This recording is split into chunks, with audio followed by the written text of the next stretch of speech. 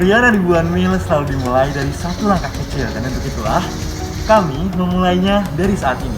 Halo semua, perkenalkan kami dari kelompok 1 yang beranggotakan saya Nur Wahidi Masaputro, saya Putri Nadia Teja, dan saya Wendran Telino. dan di sini kami akan presentasikan terkait dengan hasil kerja kami dan kira-kira apa ya? Kita lihat saja video berikut ini.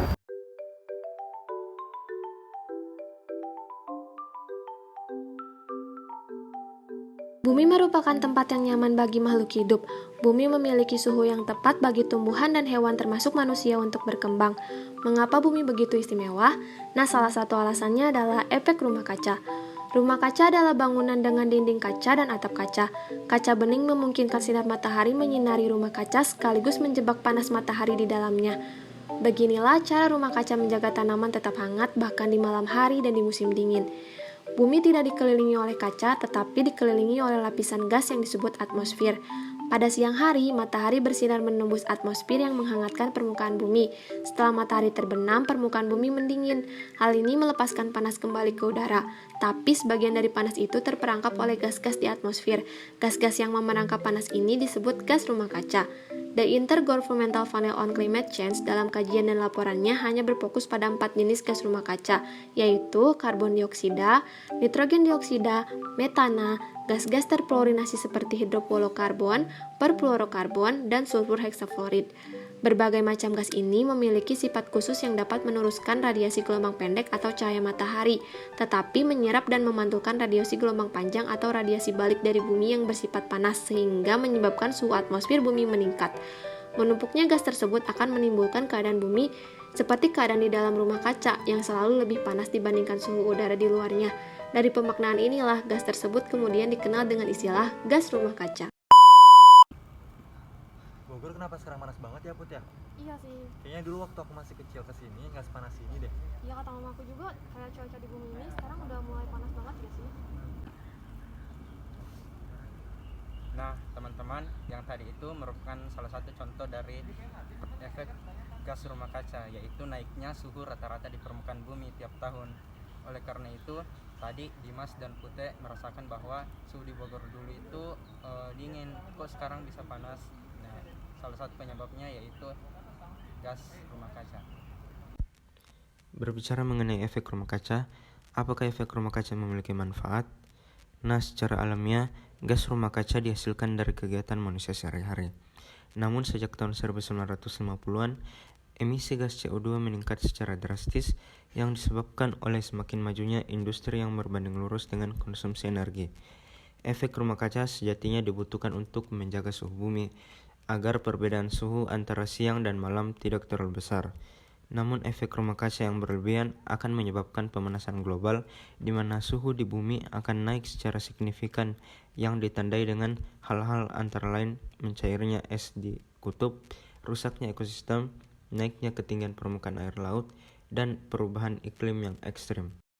Berikut ini adalah 7 negara di dunia yang menyumbang emisi gas rumah kaca terbanyak, dimulai dengan Cina dengan 26,10%, Amerika Serikat 12,67%, hingga India 7,08%. Oleh karena itu, terdapat regulasi global yang menjawab permasalahan mengenai pemanasan global dan perubahan iklim ini dengan memberikan mandat untuk mengungkapkan emisi gas rumah kaca pada setiap entitas perusahaan. The United Nations atau PBB mengembangkan Kyoto Protocol sebagai upaya untuk penurunan emisi gas rumah kaca.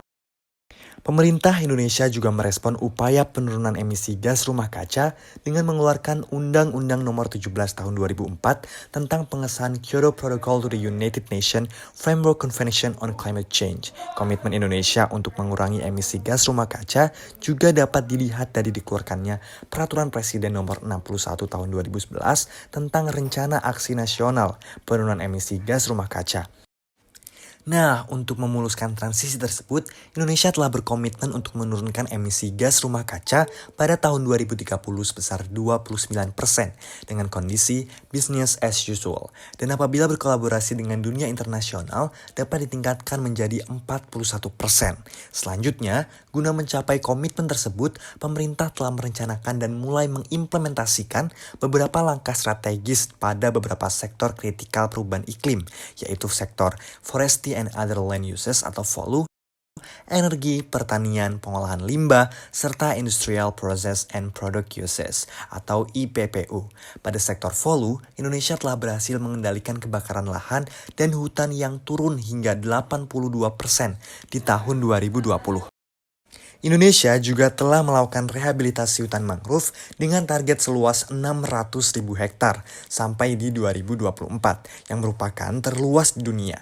Saat ini, Indonesia berambisi menjadikan sektor volume sebagai carbon net sink di tahun 2030 sehingga terjadi netralitas karbon di sektor tersebut. Pada sektor energi, Indonesia juga terus melangkah maju. Beberapa upaya yang telah dilakukan diantaranya melalui pemanfaatan energi baru terbarukan, termasuk pengembangan biofuel, pembangunan pembangkit listrik tenaga surya yang direncanakan sebagai terbesar di Asia Tenggara, pengembangan ekosistem mobil listrik, serta pengembangan industri berbasis clean energy.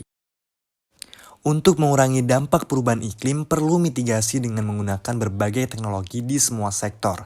Oleh karenanya, perlu adanya teknologi yang dikembangkan untuk dimanfaatkan sebagai mitigasi perubahan iklim. Inovasi teknologi tersebut adalah recovery dan pemanfaatan gas metan TPA, teknologi fotobioreaktor, mikroalga untuk menangkap karbon dan teknologi modifikasi cuaca. Sudahkah kalian menerapkan langkah kecil untuk mengurangi emisi rumah kaca?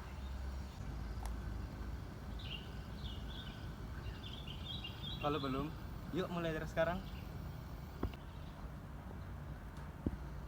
Nah, gimana? Menarik bukan? Semoga video ini dapat bermanfaat ya. Kami dari kelompok 1 selalu percaya, kalau bukan sekarang, kapan lagi? Kalau bukan kita, siapa lagi? Sampai jumpa dan terima kasih.